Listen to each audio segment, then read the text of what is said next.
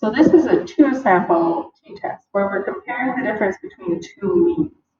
So is the mean weight of two different metals significantly different, at least statistically?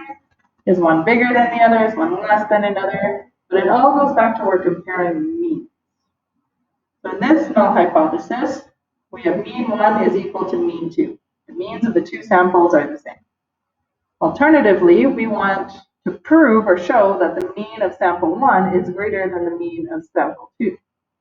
And they want us to test this at the 5% significance level. So this is like an example where they're, again, giving me my variables. They're telling me what the mean is, they're telling me what the variance is, and they're telling me how many data points we have.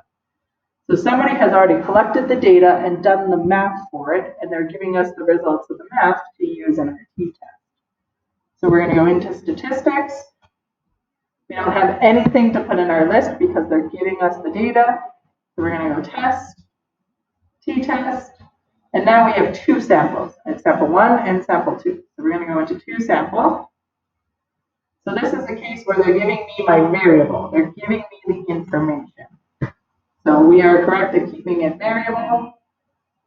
This is again where we put our null hypothesis. So our alternative hypothesis, where U1 is greater than U2. So we want this to be greater than. It says what's the mean of the first sample? Mean of sample 1 is 10.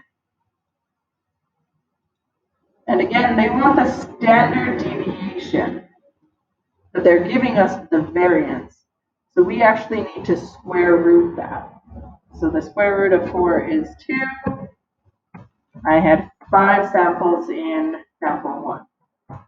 Now we switch over to sample 2. Sample 2 has a mean of 8, has a variance of 5.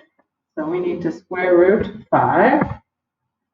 And it had a total of 6 data sets.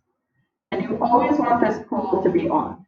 So what pooled on does is it makes sure that it compares the two data points. If we turn pooled off, it's going to find the t-test for the first one and then the t-test for the second one, instead of actually comparing the two samples together. So always make sure pooled is on. Enter.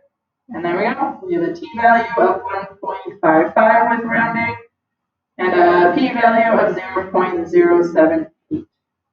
So it's greater than our significance level, so we are not statistically able to reject the null hypothesis.